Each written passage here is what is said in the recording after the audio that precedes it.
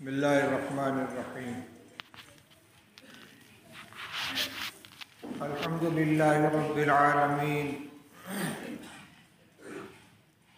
والصلاة والسلام علی سید الانبیاء والمرسلین سیدنا و نبینا و مولانا محمد وعلی آلہ و اصحابہ اجمعین اما بعد فاعوذ باللہ من الشیطان الرجیم بسم اللہ الرحمن الرحیم یا ایہا الذین آمنوا قوا انفسکم و اہلیکم نارا وقودها الناس والحجارہ علیہا ملائکۃ غلاظ شداد لا یعصون اللہ ما امرہم وَيَفْعَلُونَ مَا يُؤْمَرُونَ صدق اللہ العلی العظیم وقال النبی صلی اللہ علیہ وسلم کلکم راع وکلکم مسئول عن رعیتہ او کما قال صلی اللہ علیہ وسلم۔ محترم علماء کرام، برادری کے ذمہ دار، سردار صاحبان، مہتو صاحبان، محلے کے بزرگوار حضرات، نوجوان بھائیوں، عزیزوں اور دوستوں، میں نے مختلف سطح کے لوگوں کا نام لے کر خطاب قصداً اس لیے کیا ہے کہ ملت کا ہر طبقہ براہ راست اپنے آپ کو محسوس کرے کہ جو باتیں کہی جانے والی ہیں ہم اس کے مخاطب ہیں، ہم سے یہ بات کہی جا رہی ہے، ہم اس کے ذمہ دار ہیں۔ آج کی یہ مجلس عام جلسوں اور بیانات سے مختلف نوعیت کی، در حقیقت یہ ایک محاسبے کی اور احتساب کی مجلس ہے، جس میں ہم سب کو مل کر اپنے معاشرے اور اپنے حالات کا جائزہ لینا ہے۔ جو خرابیاں ہیں، خاص طور سے جس کا تعلق ہمارے ایمان اور عقیدے سے ہے، ان کی نشاندہی کرنی ہے، ان کے اسباب کی نشاندہی کرنی ہے، اور ان کے تدارک اور ان کے علاج کا طریقہ سوچنا ہے۔ یوں تو ملت اسلامیہ ہند کے اوپر طرح طرح کے مسائل و مشکلات کا ایک انبار لگا ہوا ہے۔ کچھ چیزیں وہ تھیں جن کا تعلق ہماری تجارت سے، ہماری معیشت سے، ہمارے رہن سہن سے، ہماری آمدنی سے تھا، کسی حد تک وہ گوارا تھا۔ اس کے بعد ہمارے مذہب کی چیزوں میں دخل اندازی کا ایک سلسلہ شروع ہوا، 3 طلاق کا مسئلہ زیر بحث آیا، خوب شور ہنگامہ ہوا، آخر کار حکومت نے ایک فیصلہ کر دیا۔ غور کیا جائے تو ان کو اس کا موقع دینے میں تھوڑی سی ہماری بھی حصہ داری ہے۔ اگر علماء کرام جو بار بار متوجہ کرتے رہے کہ اگر ناگزیر ہو جائے طلاق دینا، اس کے بغیر کوئی چارہ کار نہ ہو، تو شریعت نے جو طریقہ بتایا اس کو اختیار کیا جائے، لیکن اس وقت آدمی اپنے ہوش میں نہیں رہتا، اور جو ایک غلط طریقہ چلا آ رہا ہے، ایک ساتھ 3 طلاق دے کر رشتے کو آخری حد تک ختم کر دینا، اس کی اتنی کثرت ہوئی کہ غیروں کو موقع دیا گیا اور انہوں نے اس میں قانون بنا کر گویا اس طرح کی پابندی لگائی۔ اور بھی بہت سے مسائل اس طرح ان کی لسٹ میں ہیں، لیکن اس وقت جو مسئلہ ہمارے سامنے ہے وہ ان سب سے بڑھ کر ہے۔ ہماری شہرت کے اوپر حملہ ہو رہا ہے، ہاتھ پہ حملہ ہو، پیر پہ حملہ ہو، سر پہ حملہ ہو، چوٹ لگتی ہے، لیکن اگر شہرت کاٹ دی جائے تو پھر آدمی ایک لمحے کے لیے زندہ نہیں رہتا۔ ہماری جان ہمارا ایمان ہے، اگر ایمان ہم سے نکل گیا تو ہماری جان نکل گئی۔ ہم ایک مردار لاشے سے زیادہ کوئی حیثیت نہیں رکھتے۔ اللہ کی نعمتیں یوں تو بہت ہیں، سر سے پیر تک انسان نعمتوں میں ڈوبا ہوا ہے، اور اللہ تعالیٰ خود فرماتے ہیں کہ وَإِن تَعُدُّوا نِعْمَتَ اللَّهِ لَا تُحْصُوهَا، اللہ کی نعمت کو اگر تم شمار کرنے لگو تو ان کا احاطہ نہیں کر سکتے۔ کچھ نعمتوں کا اللہ تعالیٰ نے قرآن پاک میں تذکرہ بھی فرمایا ہے، غور کرنے کی دعوت بھی دی ہے، لیکن ایمان کی نعمت سب سے بڑھ کر ہے، اس سے بڑی کوئی نعمت نہیں ہے۔ قرآن پاک میں اللہ تعالیٰ ارشاد فرماتے ہیں یمنون علیک ان اسلموا قل لا تمنوا علی اسلامکم بل اللہ یمن علیکم ان ہداکم للایمان۔ یہ جو گاؤں والے آئے ہیں آپ کے پاس، یہ آپ پر احسان جتلاتے ہیں کہ ہم مسلمان ہو گئے، آپ ان سے کہہ دیجئے کہ تم احسان مت جتلاؤ۔ اللہ تعالیٰ احسان جتلاتا ہے کہ اس نے تم کو ایمان کی ہدایت عطا فرمائے، تمہیں ایمان کی توفیق عطا فرمائے۔ ایک شخص جو کفر کے ماحول میں پیدا ہو، کفر کے گھرانے میں ہو، اسے اللہ تعالیٰ ایمان کی توفیق عطا فرمائے، اسے کچھ قربانیاں بھی دینی پڑتی ہیں۔ آج بھی اگر کوئی اللہ کا بندہ اللہ کی توفیق سے اپنے خاندان، اپنے معاشرے سے کٹ کر دائرہ اسلام میں داخل ہوتا ہے، بڑی آزمائشوں سے اسے گزرنا پڑتا ہے، لیکن ہمارے اوپر تو اللہ کا بہت بڑا احسان ہے، بہت بڑا انعام ہے کہ بغیر کسی قربانی کے، بغیر کسی آزمائش کے، ایمان والے گھر میں، ایمان والے ماں باپ کی گود میں پیدا فرما کر بلا کسی مشقت کے ہمیں پیدائشی مسلمان بنا دیا۔ اب ہمارا کام اس ایمان کی حفاظت اور اس ایمان کو اگلی نسلوں تک اسی طرح حفاظت کے ساتھ منتقل کرنا ہے۔ اپنے ایمان کی بھی حفاظت کرنی ہے، اپنی اولاد کے ایمان کی بھی حفاظت کرنی ہے، اور اپنے اہل خانہ، بیوی، بچوں، جتنے متعلقین ہیں سب کے ایمان کی حفاظت کرنی ہے۔ یہ ہمارا فریضہ ہے۔ اللہ تعالیٰ نے ارشاد فرمایا یا ایھا الذین آمنوا قوا انفسکم واہلیکم نارا، اے ایمان والو تم بچاؤ اپنے آپ کو اور اپنے اہل کو، اہل میں بیوی بچے سب آ جاتے ہیں، آگ سے بچاؤ۔ آگے آگ کا حال بیان فرمایا وقودھا الناس والحجارہ، وہ آگ جس کا ایندھن انسان اور پتھر ہوں گے، انسان کو اس میں ڈالا جائے گا آگ کو بھڑکانے کے لیے، یہ اس کا ایندھن بنے گا، اور پتھر اس کا ایندھن ہوں گے، اور وہاں کوئی چیز کام نہیں آئے گی۔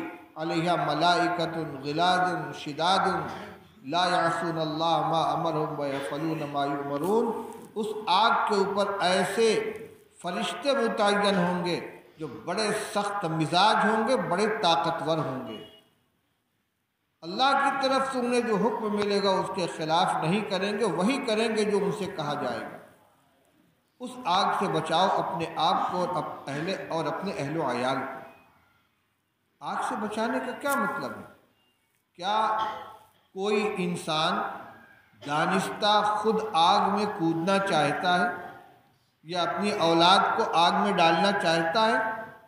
یقیناً ایسا نہیں، یہ تو فطرت انسانی کے خلاف ہے۔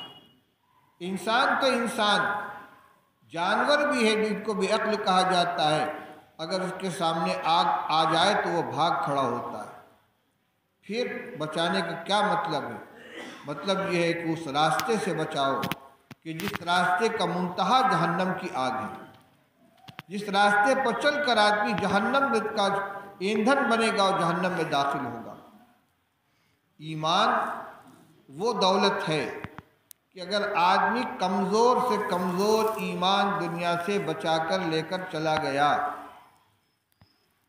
اور اس کے گناہوں کی معافی بھی نہیں ہوئی تو آخر کار وہ سزا بھگتنے کے بعد اپنے ایمان کی بدولت جہنم سے نکالا جائے گا اور جنت میں داخل کیا جائے گا۔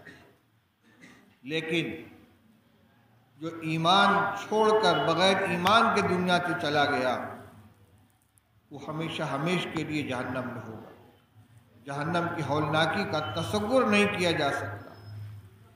اس آیت کریمہ میں یہی بتلایا گیا ہے کہ خود بھی اس راستے سے بچو جس راستے کا آخر جہنم ہے، اور اپنے اہل و عیال کو بھی اس راستے سے بچاؤ جس کی انتہا جہنم کے اوپر ہوتی ہے۔ آج جس موضوع کو آپ کے سامنے رکھنے کے لیے یہ مجلس منعقد کی گئی ہے وہ انتہائی کربناک صورتحال کے نتیجے میں سامنے آئی ہے۔ آپ حضرات اگر حالات کا کچھ علم رکھتے ہیں، ملک میں ہونے والی سرگرمیوں پر نگاہ ہے، غیروں کی طرف سے ہمارے خلاف جو سازشیں کی جاتی ہیں ان سے آپ کچھ باخبر ہیں۔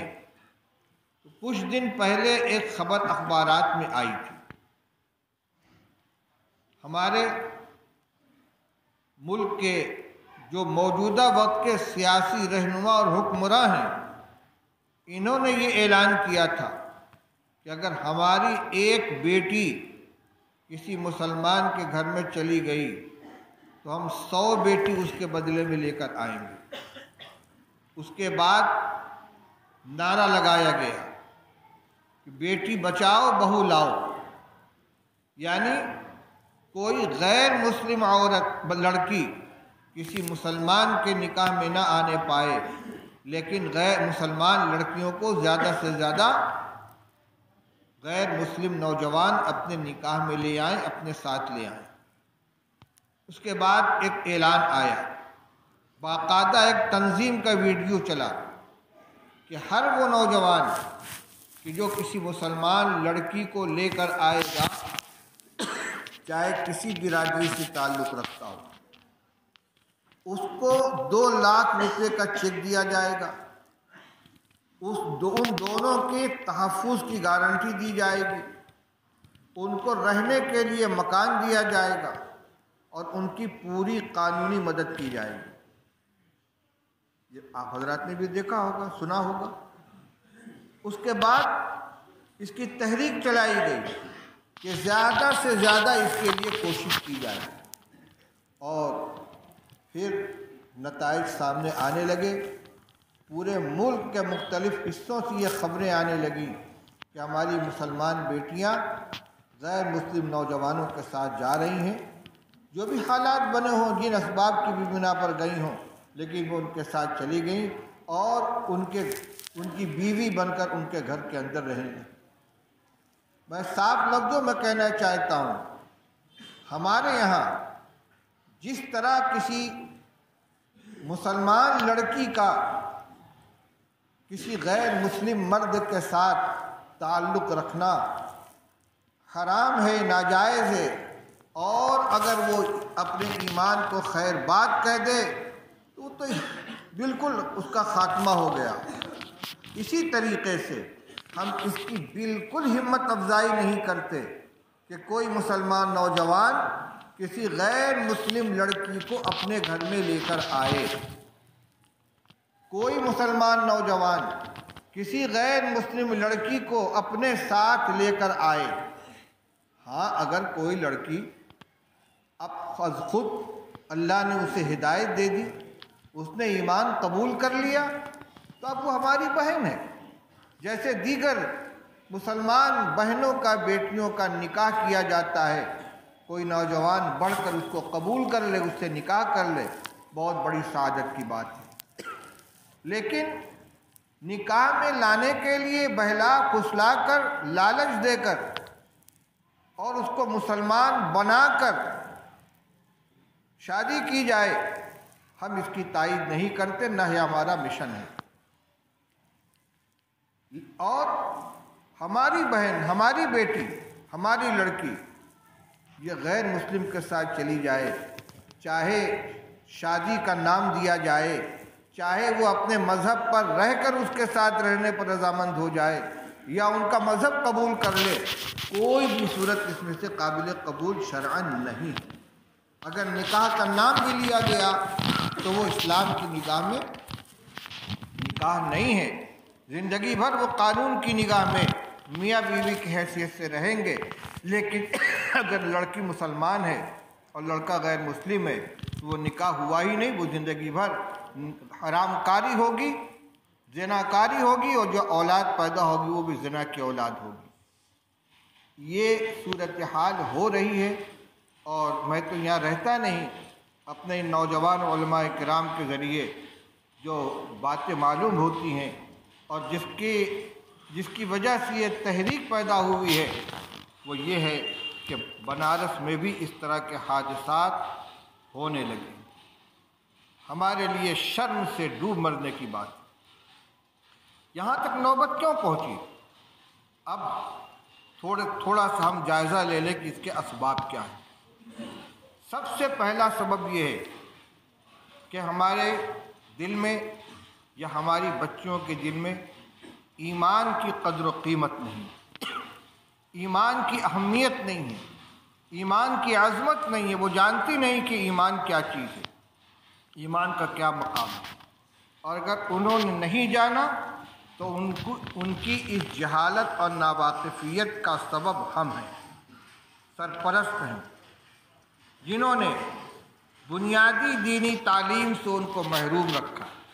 اللہ اور اس کے رسول کا نام ان کو نہیں سکھایا، ان کو کلمہ نہیں پڑھایا، ان کو کلمے کا مطلب نہیں بتایا، ان کو مرنے کے بعد والی زندگی کا یقین نہیں بیٹھایا ان کے دل کے اندر، آخرت کا یقین ان کے دل میں نہیں بیٹھایا، جنت جہنم کا تصور ان کو نہیں سمجھایا۔ ایمان کی کیا حقیقت ہے اور ایمان کی کیا عظمت ہے یہ ہم نے ان کو سمجھایا نہیں۔ اور تعلیم ایسی دلائی کہ جس کے اندر یا تو دینیات کا کوئی عنصر ہی نہیں ہے یا ہے تو برائے نام ہے۔ پہلے اس طرح کے حادثات نہیں ہوتے تھے، اور کیوں نہیں ہوتے تھے؟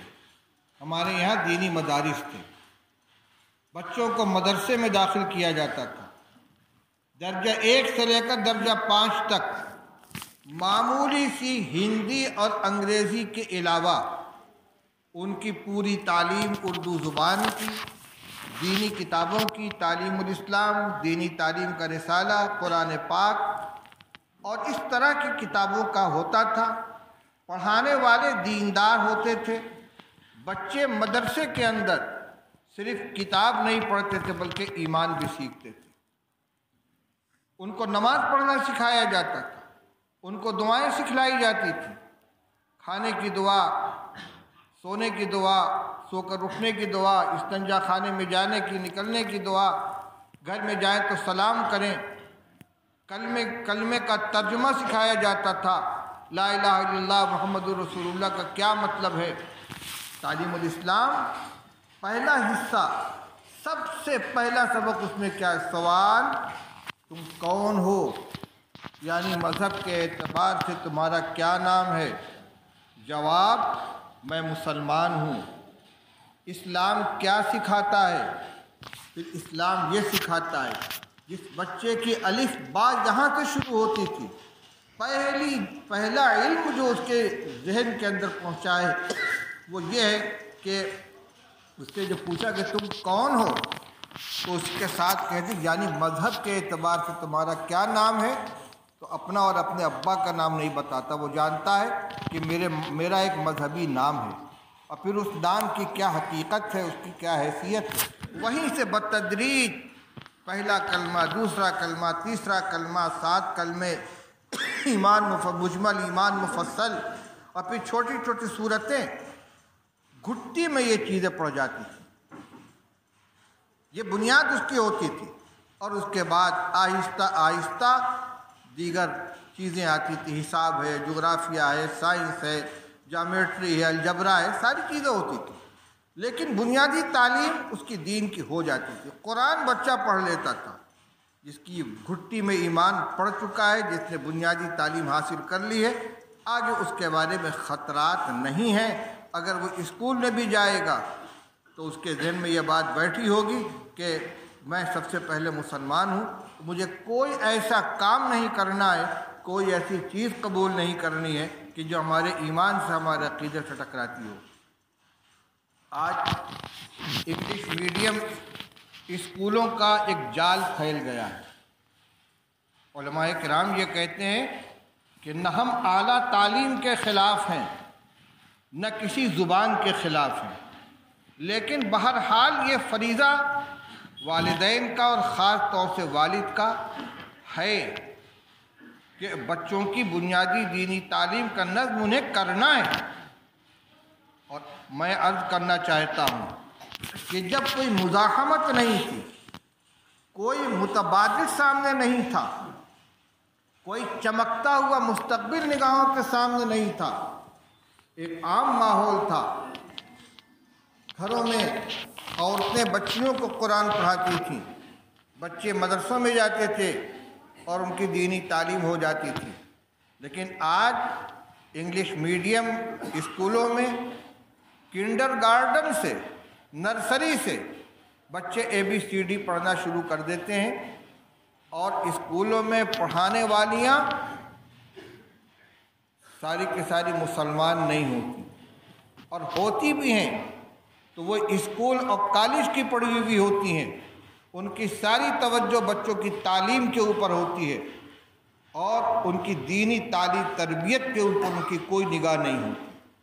ایسے وقت میں جب کہ ایک متبادل سامنے آ گیا، ایک چمکتا ہوا نمونہ سامنے آ گیا، ان حالات کے اندر دینی تعلیم کی اہمیت کو سمجھنا اور اپنے بچوں کو دینی تعلیم دلانا یہ پہلے سے زیادہ ضروری ہو گیا، تاکہ وہ اس ماحول سے متاثر نہ ہونے پائیں۔ اس مجمع میں وہ حضرات بھی ہوں گے جو اداروں کے ذمہ دار ہیں، اسکولوں کے ذمہ دار ہیں، میں ان سے بھی کہنا چاہوں گا کہ آپ اپنے اسکول کا معیار جتنا چاہیں بلند کریں، لیکن اگر آپ کے بچے آپ کے اسکول میں مسلمان بچے پڑھتے ہیں اور آپ کا یہ کہنا ہے کہ ہم دینی ماحول میں تعلیم دلاتے ہیں، تو کم سے کم مدرسوں کے اندر دینیات کی جتنی تعلیم ابتدائی درجات کے اندر دلائی جاتی ہے اور جس طریقے سے دلائی جاتی ہے، آپ اس کا پختہ انتظام کریں کہ بچہ آگے بڑھے تو اپنے ایمان اور عقیدے کی حفاظت کے ساتھ بڑھے، اردو زبان جانے۔ کیوں؟ اس لیے کہ ہمارے تمام دینی وراثت اردو زبان کے اندر ہے، دوسری زبانوں میں ترجمے میں وہ بات نہیں آ سکتی۔ ہندی میں بھی قرآن پاک کا ترجمہ موجود ہے، انگریزی میں بھی قرآن پاک کا ترجمہ موجود ہے، ہندی میں نماز کی کتابیں میں موجود ہیں، لیکن آپ جانتے ہیں عربی الفاظ عربی ہی میں صحیح تلفظ کے ساتھ ادا کیے جا سکتے ہیں، جیم زال زا کا فرق ہندی انگریزی میں نہیں ملے گا، ضاد اور ضا اور زا اس کا فرق آپ کو ہندی انگریزی میں نہیں ملے گا، وہ تو ولا جالین ولا ضالین کو ایک جیسے پڑھیں گے۔ کوئی نہیں سیکھ سکا بچپن میں، مجبوری کی وجہ سے آج اس کو نماز سکھانی تو ہندی کی کتاب دے دی جائے، لیکن ہم بات کر رہے ہیں اپنے بچوں کے جو زمانے تعلیم میں ہیں، ان کو ہندی انگریزی کے ذریعے سے دین سکھانا ان کے ایمان کو ختم کرنے کے مترادف ہے۔ اس لیے سب سے پہلا کام یہ ہے اس فتنہ ارتداد کو روکنے کے لیے کہ اپنے بچوں کے دینی تعلیم کا پختہ نظم کریں، ان کو ایمان کی عظمت اور حقیقت سمجھائیں، ان کی ابتدائی تعلیم، بنیادی دینی تعلیم کم سے کم اتنی پختہ ہو جائے کہ اگر کوئی ان کو بہکانا بھی چاہے تو بہکا نہ سکے۔ اگر اسکول میں اس کا نظم نہیں ہے، آپ اس کے ذمہ دار ہیں۔ میں نے قرآن پاک کی ایک آیت پڑھی تھی اور ایک حدیث بھی پڑھی تھی اللہ کے رسول صلی اللہ علیہ وسلم فرماتے کلکم راعٍ وکلکم مسئول عن رعیتہ، تمہیں کا ہر شخص اپنے ماتحت کے بارے میں ذمہ دار ہے، اس سے پوچھا جائے گا۔ اگر نہیں اسکول میں انتظام تو آپ بری ذمہ نہیں ہو سکتے، آپ کی ذمہ داری ہے۔ اولاد کے سلسلے میں کچھ ذمہ داریاں تو وہ ہیں جن کو ماں باپ محسوس کرتے ہیں۔ میرے بچے کا کھانا میرے ذمے، اس کا کپڑا میرے ذمے، اس کی دوا علاج میرے ذمے، اس کی رہائش میرے ذمے، سردی گرمی سے بچانا میرے ذمے۔ میرے بھائیو بزرگوں، یہ ساری ذمہ داریاں وہ ہیں کہ جو ایک مسلمان اور غیر مسلم دونوں کے اندر برابر ہیں۔ ایک غیر مسلم باپ بھی جانتا ہے کہ بچے کو کھلانا پلانا، اس کا دوا علاج، اس کا لباس، اس کی ضروریات پوری کرنا میری ذمہ داری ہے۔ ہم میں اور ان میں کیا فرق ہے؟ مسلمان ہونے کی حیثیت سے ہماری ان سب سے بڑھ کر ذمہ داری یہ ہے کہ ان کو دین کی تعلیم دلائیں، ان کو ان کے ایمان کی حفاظت کے انتظام کریں۔ کیا وجہ ہے؟ حکم دیا گیا کہ مروا صبیانکم بالصلاۃ وہم ابناء 7، بچہ 7 سال کا ہو تو اس کو نماز کا حکم دو۔ بالغ نہیں ہوا ہے، 7 سال کا ہے، لیکن باپ کو حکم دیا جا رہا ہے تو اس سے نماز پڑھواؤ، اور 10 سال کا ہو جائے نماز نہ پڑھے تو اس کو مار کر نماز پڑھواؤ۔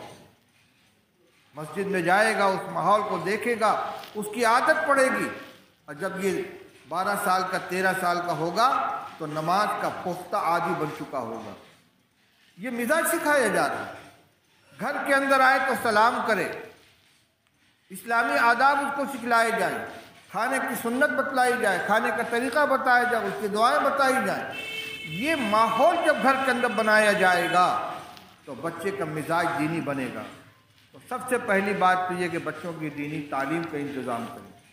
نمبر 2 پہ آئیے، بچوں کے کو اگر خاص طور سے بچیوں کو آپ نے اسکول میں داخل کر رکھا ہے، بہت بڑے خطرے میں آپ نے ڈالا ہے۔ یہ زمانہ کو ایجوکیشن کا ہے، مخلوط نظام تعلیم، جتنے بچے اور بچیاں ایک ساتھ پڑھتے ہیں، اور جب پروگرام کے ساتھ ایک کام ہو رہا ہے تو شکاری کی طرح غیر ہماری بچوں پر نگاہ رکھیں گے اور ان کی کمزوریوں سے فائدہ اٹھا کر، لالچ دے کر، ان کے جذبات کو بھڑکا کر، ان کو محبت کا فریب دے کر طرح طرح سے ان کو اپنے دام میں پھنسانے کی کوشش کریں گے، اور کر رہے ہیں، جس کے نتیجے میں حادثات ہو رہے ہیں۔ ان سے دوستی ہوگی، بظاہر بڑی پاکیزہ دوستی ہوگی، لیکن حقیقت میں اس کے پیچھے جو مقصد ہے وہ بڑا خطرناک ہوگا۔ آپ اپنی بچیوں کو ایسے اسکولوں میں ہرگز نہ پڑھائیں کہ جہاں بچیوں اور بچوں کی تعلیم ایک ساتھ ہوتی ہے، اور اگر پڑھاتے ہیں انہی اسکولوں میں پڑھائیں جب بچیوں کی تعلیم کا نظم الگ ہے، بچوں کی تعلیم کا نظم الگ ہے۔ ابتدائی درجات میں درجہ 1 2 3 4 تک چلتا ہے ہر مدرسے میں، ہر اسکول کے اندر، لیکن درجہ 5 کے بعد سے جب ذرا سا شعور آنے لگتا ہے تو ہرگز بچوں اور بچوں کی تعلیم ایک ساتھ نہیں ہونی چاہیے، اس لیے کہ ان کے اندر شعور پیدا ہو رہا ہے، اور اگر نگرانی نہیں کی گئی تو یہ غلط رخ کے اوپر جائے گا۔ تیسری چیز، ان کے مشغلوں کو دیکھیں۔ آج کل اینڈرائڈ فون کے ذریعے سے جتنی فحاشی اور یانیت، بے حیائی گھروں کے اندر آ رہی ہے، الامان والحفیظ، فیس بک، ٹویٹر اور میسیجز کے تبادلے کے ذریعے سے ہماری بچی اور ہمارے بچہ کس کے ساتھ شیئر کر رہا ہے میسیج، کس سے بات ہو رہی، کس سے تعلق ہو رہا ہے، ہمیں کچھ پتہ نہیں ہوتا۔ اس نے مطالبہ کیا، ضد کیا، ہم نے اٹھا کے بڑا سا فون اس کو دے دیا، کہاں سے فون آ رہا ہے، کس کے پاس میسیج جا رہا ہے۔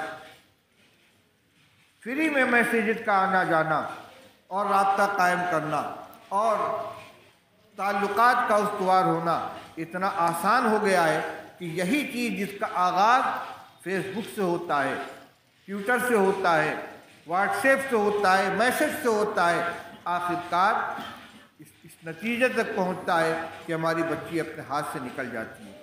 اس لیے اس پر ہر ایک کو نگاہ رکھنے کی ضرورت ہے۔ بچوں کے بھی اور بچیوں کے بھی۔ اول تو یہ کہ جب تک فون نہیں تھا، موبائل نہیں تھا، کیا ہماری زندگی اجیرن ہو گئی تھی؟ کام نہیں چلتا تھا؟ سب کا کام چلتا تھا۔ ٹھیک ہے، آج کے زمانے میں موبائل ایک ضرورت بن گیا ہے۔ اگر ایسا ہی ہے تو سادہ موبائل جس میں صرف فون کی سہولت، اس کے علاوہ کچھ نہ ہو، ایسا فون دیجئے اور اس کو دیکھیے کہاں فون گیا ہے، کہاں فون آیا ہے، اس کا جائزہ لیتے رہیے، اس کی نگرانی کرتے رہیے۔ اور اگر کوئی مشتبہ صورتحال سامنے آئے تو آپ درگزر سے کام نہ لیں، سختی سے باز پرس کریں۔ اس کے علاوہ آپ کے گھروں میں آنے جانے والے جو لوگ، ان کے اوپر میں نگاہ رکھیں۔ غیر مسلم ملازمین اگر آپ کے گھر کے اندر کام کرتے ہیں، چاہے وہ کارخانے میں ہوں، چاہے آفس کے اندر ہوں، چاہے دربان کی حیثیت سے ہوں، ہرگز ان کا گھر کی مستورات سے اور بچیوں سے کسی طرح کا کوئی تعلق نہ ہو۔ کئی سال پہلے ایک پمفلٹ میرے ہاتھ میں آیا تھا ہندی کا، جو ناگپور RSS کے ہیڈ کوارٹر سے اپنے کارکنوں کو بھیجا گیا تھا، اس کی ایک کاپی مل گئی تھی۔ اس میں انہوں نے مسلمان بچیوں کو غلط راستے پر لانے کے لیے جو طریقے بتائے تھے، کتنی منظم سازش ہے ان کی۔ وہ کہتے ہیں کہ ہمارے نوجوانوں کو غیر مسلمانوں کے یہاں ملازمت اختیار کرنی چاہیے، جتنے تنخواہ پر مسلمان ملازم ملتے ہیں ان سے کم تنخواہ کے ان کے اوپر کام کرنے لگیں، اور اپنے حسن اخلاق سے، اپنی ایمانداری سے ان کو اتنا متاثر کریں کہ وہ ان کے اوپر پورا اعتماد کرنے لگیں، اور وہ گھر کی بہو بیٹیوں سے محبت کے ساتھ پیش آئیں تاکہ وہ ان کو اپنا ہمدرد سمجھنے لگیں۔ یہ تو ہوا پہلا مرحلہ۔ اس کے بعد وہ کہتے ہیں کہ ایسی حرکتیں کریں، ایسے کام کریں کہ جو نوجوان بچیوں یا جو نوجوانی کے قریب ہیں ان کے جذبات بھڑکیں، ان کے ساتھ ایسی حرکتیں کریں، کہتے ہوئے شرم معلوم ہوتی ہے، بہانے بہانے سے ان کے سامنے اپنے چھپے ہوئے حصے کو ظاہر کریں، جس کو وہ چھپ چھپ کر دیکھیں، اور اس طریقے سے آہستہ آہستہ ان کے جذبات بھڑکیں، پھر ایسا ماحول بنائیں، ان کو اپنی محبت کے جال میں پھانسیں اور لے کے وہاں سے رفو چکر ہو جائیں۔ یہ تقریباً 20 سال پہلے کی تحریر میں آپ کو سنا رہا ہوں، اس لیے میں کہتا ہوں کہ آپ اپنے گھر کے ملازمین کے اوپر بھی نگاہ رکھیں۔ ہو سکتا ہے کہ کوئی غیر مسلم ملازم آپ کو بہت شریف نظر آتا ہو اور بہت اس کے اوپر آپ بھروسہ کیے ہوئے ہوں، لیکن آپ اس کو اپنی گدی تک رکھیے، نیچے کی منزل تک رکھیے۔ کوئی غیر مسلم ملازم جوان یا جوانی کے قریب، وہ گھر کی بہو بیٹیوں سے اس کا کوئی تعلق نہیں ہونا چاہیے۔ ڈرائیور کے ساتھ بھیج دیے، جاؤ اسکول پہنچاؤ، جاؤ اسکول سے بلا لاؤ، جاؤ فلاں جگہ پہنچا دو، جاؤ اس کو بازار لے کر جاؤ، ٹھیک ہے، بڑا معتمد آپ کا ہے، لیکن جو صورتحال سامنے آ رہی ہے ان حالات کے اندر، یہ ہمارے لیے خطرے کی چیز ہے۔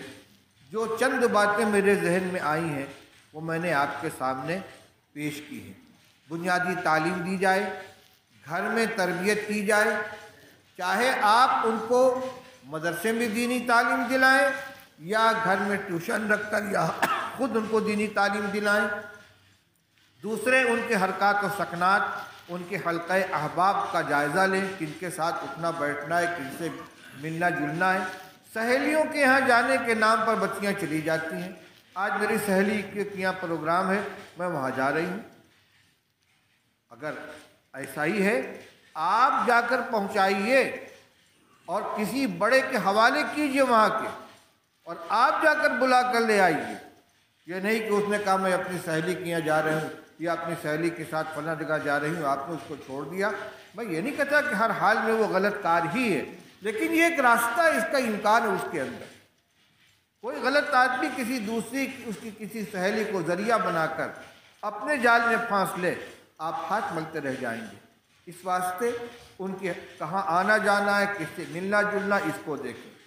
فون، اینڈرائڈ فون ان کے ہاتھ میں نہ دیں۔ چھوٹا موبائل اگر ضرورت ہو تو۔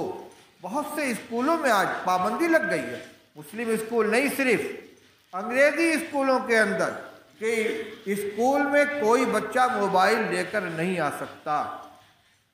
انگلش میڈیم اسکول ہے، موبائل اسکول میں لانے کی اجازت نہیں ہے، خالی ہاتھ آئے گا، اگر اس موبائل لے کر آئے گا اس کو نکال دیا جائے گا۔ اسکول میں گھر کے کسی آدمی کو اندر داخل ہو، کسی اجنبی آدمی کو داخل ہونے کی اجازت نہیں ہے، آئے گا تو باہر رہے گا، پوری شناخت اپنی بتلائے گا، اس کے بعد کسی کی موجودگی میں اس سے لڑکی یا لڑکی سے ملاقات کرائی جائے گی۔ کوئی بلانے کے لیے آیا اس کے ساتھ رخصت کر دے، ایسا نہیں ہوگا۔ تو اسکولوں میں جانے والی بچیوں کو دیکھیں، ان کے فون کو دیکھیں، اور ایسے ماحول سے ان کو پورے طور سے بچانے کی کوشش کریں جس کے ان کے اوپر اثر پڑ سکتا ہے۔ اور آخری بات میں نے کہی تھی کہ گھر میں آنے جانے والے لوگوں پر نگاہ رکھیں، ملازمین کے اوپر نگاہ رکھیں، اور اگر ان کے علاوہ اور بھی کوئی ایسی چیز ہو سکتی ہے کہ جس میں یہ خطرہ پیدا ہوتا، اس سے اپنے آپ کو بچائیں۔ خدا نخواستہ کسی کے گھر کی کوئی بچی چلی گئی ہے تو شرم اور حجاب کی بنا پر خاموشی کے ساتھ نہ بیٹھیں، بلکہ قانونی کارروائی کریں، فوراً پولیس کے اندر FIR درج کرائیں، وکلاء سے مشورہ لیں، اور اس کے بعد اس کو واپس لانے کی کوشش کریں تاکہ اس کا ایمان تو محفوظ رہے۔ اگر خدا نخواستہ نکل چکی ہے تو دوبارہ اسلام کے اندر آ کر اپنی عاقبت کو تو بچا لے، اور حق نے اس میں خاموشی اختیار کی تو ہم بھی اس کے جرم کے اندر شریک ہوں گے۔ یہاں تو ہم اپنا منہ چھپا لے جائیں گے، لیکن آخرت میں اللہ کے سامنے جواب دہی نہیں کر سکیں گے۔ میں اپنی بات ختم کرتے ہوئے جو ہمارے منتظم ہیں ان سے گزارش کروں گا کہ اگر کوئی اور مسئلہ اس سلسلے میں قابل توجہ ہو جس پر میری نگاہ نہیں گئی ہے اس کو بھی سامنے لے آئے تاکہ مجلس مکمل ہو جائے۔ مولوی تنویر صاحب۔ عوام کا علماء سے جو رابطہ کم ہو گیا، دینی مسائل علماء سے۔ ہاں، یہ بات انہوں نے متوجہ کی ہے۔ ایک اس زمانے کا ایک المیہ یہ بھی ہو رہا ہے کہ عوام اور علماء کے درمیان دوریاں بڑھ رہی ہیں۔ یہ بڑی خطرناک بات ہے۔ یہ وہ چیز ہے کہ جس کا پروگرام غیروں نے بنایا ہے۔ حضرت مولانا سید اسد صاحب مدنی رحمۃ اللہ علیہ نے کئی سال پہلے، ان کے انتقال کو کافی دن ہو گیا، انہوں نے فرمایا کہ میرا لندن جانا ہوا تو وہاں خواجہ کون نظامی ہے علی گڑھ یونیورسٹی کے اندر تھے، خواجہ حسن نہیں، مشتاق نظامی تھے، کون تھے، خواجہ خلیق نظامی، خواجہ خلیق نظامی کے چھوٹے بھائی وہاں ایک یونیورسٹی کے اندر پروفیسر ہیں۔ فجر کے بعد انہوں نے کہا کہ میرے یہاں چائے پی لیجیے۔ میں چلا گیا، مختلف باتیں ہوتی رہیں تو انہوں نے کچھ بات بتلائی۔ انہوں نے کہا کہ یہاں ایک بہت اونچے پیمانے کی میٹنگ ہوئی، انٹلیکچوئل لوگ، تعلیم یافتہ، ان کی میٹنگ ہوئی، اور مسئلہ تھا فنڈامنٹلزم کا، بنیاد پرستی کا۔ بنیاد پرستی کے مسئلے پر غور کرنے کے لیے کہ بنیاد پرستی یعنی اپنے عقیدے، اپنے مذہب کے اوپر جمے رہنے کے مسئلے کو وہ لوگ خطرناک چیز قرار دیتے ہیں، فنڈامنٹلزم جس کو کہتے ہیں۔ اس کے اسباب کیا ہیں؟ کن لوگوں میں یہ زیادہ پایا جاتا ہے، اس کا علاج کیا ہے، کہاں یہ چیز زیادہ پائی جاتی ہے، اس کے اسباب کیا ہیں، اس کا علاج کیا ہے۔ فرمانے لگے کہ معلوم نہیں کس مناسبت سے انہوں نے مجھ کو بھی اس میں بلا لیا، میں اس میٹنگ کے اندر شریک تھا۔ ساری گفتگو ہونے کے بعد جو چیز سامنے آئی وہ یہ تھی کہ سب سے زیادہ بنیاد پرستی مسلمانوں کے اندر ہے، اور یہ ہندوستان، پاکستان، بنگلہ دیش کے اندر سب سے بڑھ کر ہے۔ مذہب کے اعتبار سے مسلمانوں میں، علاقے کے اعتبار سے بر صغیر میں، یعنی ہندوستان، پاکستان، بنگلہ دیش میں۔ اس کا سبب کیا ہے؟ سبب یہ ہے کہ ان کے یہاں کثرت سے مدارس پائے جاتے ہیں، علماء پائے جاتے ہیں، اور عوام کا جوڑ ان علماء اور مدرسوں کے ساتھ ہے، اور مدرسوں کے اندر بنیاد پرستی سکھائی جاتی ہے۔ بنیاد پرستی ہے کیا؟ یہی جو باتیں آپ کے سامنے ہو رہی ہیں کہ ہم کچھ بھی رہیں، مسلمان رہیں، ہمارا ایمان محفوظ رہے، ہمارا عقیدہ محفوظ رہے، اپنی شناخت قائم رہے۔ ایسا نہیں کہ چلو تم ادھر کو ہوا ہو جدھر کی بہاؤ میں بہہ جاؤ، نہیں، اپنی جڑ سے لگے رہو۔ بنیاد پرستی یہی تو ہے، اپنی جڑ مت چھوڑو۔ کہنے لگے کہ سب سے زیادہ بنیاد پرستی مسلمانوں میں ہے، اور اس بر صغیر کے مسلمانوں میں ہے، یا یہ لوگ دنیا میں جہاں جہاں جا کر بسے ہیں، یورپ میں، امریکہ میں، مختلف جگہوں پر گجراتی مسلمان اور دیگر علاقوں کے بہت سے مسلمان جا کر وہاں بسے ہیں۔ ان کی زندگی کو انہوں نے جائزہ لیا اور پھر اس کے سرچشمے کو تلاش کیا۔ ان کا یہ کہاں کے رہنے والے؟ ہندوستان پاکستان کے رہنے والے ہیں، دیندار ہیں۔ ان کی دینداری کی بنیاد کیا ہے؟ انہوں نے مدرسوں میں تعلیم حاصل کی ہے، یا علماء مدرسوں سے ان کا تعلق ہے۔ علاج کیا ہے؟ علاج یہ ہے کہ مدرسوں کو بدنام کیا جائے اور عوام کے تعلق کو مدرسوں سے، علماء سے کاٹا جائے۔ چنانچہ مدارس کو دہشت گردی کا اڈہ قرار دینے کے لیے بہت منظم طریقے پر پروپیگنڈا کیا جانے لگا۔ ہر حادثے کا تعلق مدرسوں سے، علماء سے، داڑھی ٹوپی والوں سے جوڑا جانے لگا۔ اسی دوران فروری 2008 میں دارالعلوم دیوبند کے اندر ایک دہشت گردی مخالف کانفرنس ہوئی، جس میں میڈیا والوں کو بھی بلایا گیا اور تمام ہندوستان کے تمام مسلک کے لوگوں کو بلایا گیا، اور وہاں مولانا ارشد صاحب مدنی اور دیگر حضرات نے جم کر اس پر تقریر کی کہ یہ الزام بالکل غلط ہے کہ مدارس اور علماء دہشت گردی سے تعلق رکھتے ہیں۔ اس کے بعد اس کے اوپر تھوڑا سا بند لگا۔ میں یہ کہہ رہا ہوں کہ ان کا یہ پروگرام ہے کہ عوام اور علماء کے درمیان دراڑ پیدا کرو، ان کا تعلق مدرسوں سے کاٹ دو، علماء سے ان کا تعلق کاٹ دو۔ جہاں سے ان کو پانی مل رہا ہے، جہاں سے ان کے اندر اسپرٹ آ رہی ہے، جہاں سے ان کے ایمان کو حرارت مل رہی ہے، اس سے کٹ جائیں گے، آہستہ آہستہ یہ دینداری ان کے اندر سے نکل جائے گی۔ مولانا تنویر صاحب نے متوجہ کیا کہ ہمیں اس پر بھی توجہ رکھنی چاہیے۔ آپ چندہ دیں نہ دیں، اس لیے نہیں کہ ان مدرسے کو آپ کے چندے کی ضرورت ہے، نہیں، مسلمان کی یہ دینی ضرورت ہے کہ وہ علماء سے تعلق رکھے، اپنے مسائل میں ان کی طرف رجوع کرے، اپنے کاروبار کے جائز ناجائز ہونے کو ان سے معلوم کرے، اپنے گھر کی تقریبات ہیں، شادی بیاہ کا مسئلہ ہے، ان سے اس کا طریقہ پوچھے کہ سنت طریقہ کیا ہے، مسائل معلوم کریں۔ اسی طریقے سے کسی کے گھر میں انتقال ہو جائے، علماء سے رجوع کریں، وراثت کا شرعی حکم کیا ہے، ہر وارث کو اس کا حصہ پہنچایا جائے۔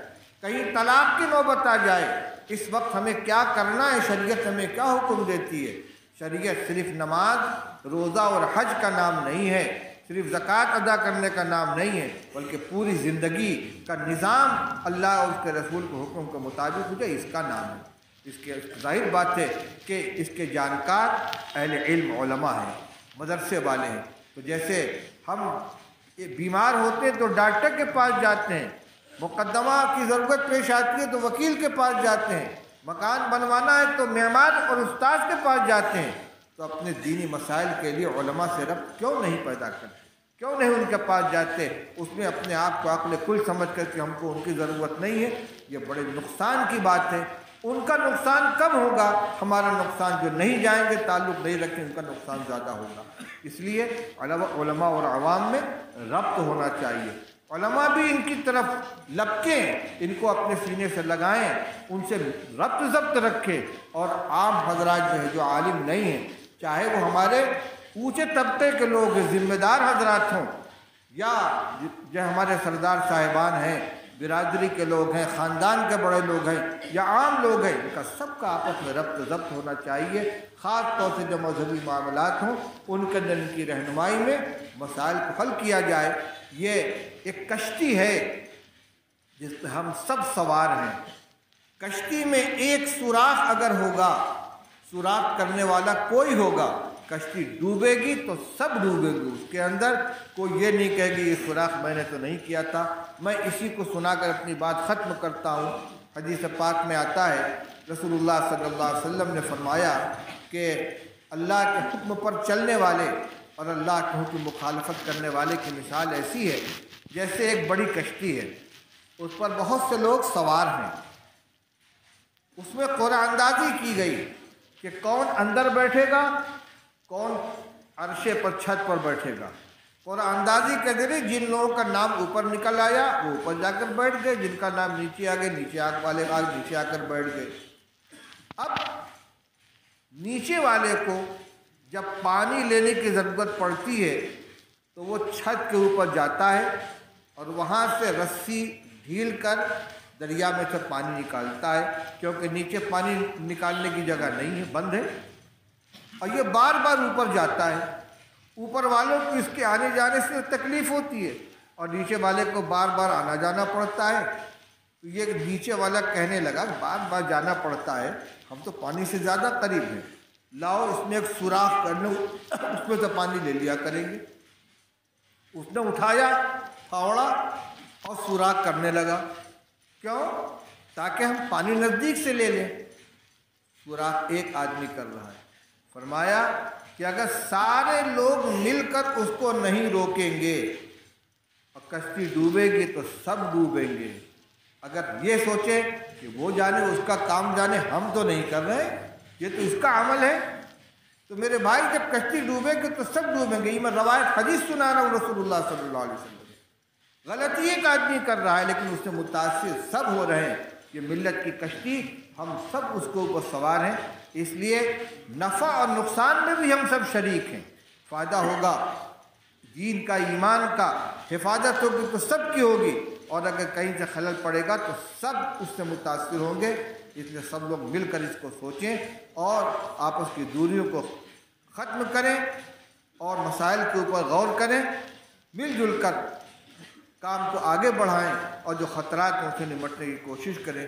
اللہ تعالی ہم سب کی حفاظت فرمائے، ہمارے ایمان کی حفاظت فرمائے، ہماری نسلوں کی حفاظت فرمائے، ہماری جو ذمہ داریاں ان سے ہمیں نبرد آزما ہونے کی توفیق عطا فرمائے۔ وآخر دعوانا الحمد للہ رب العالمین۔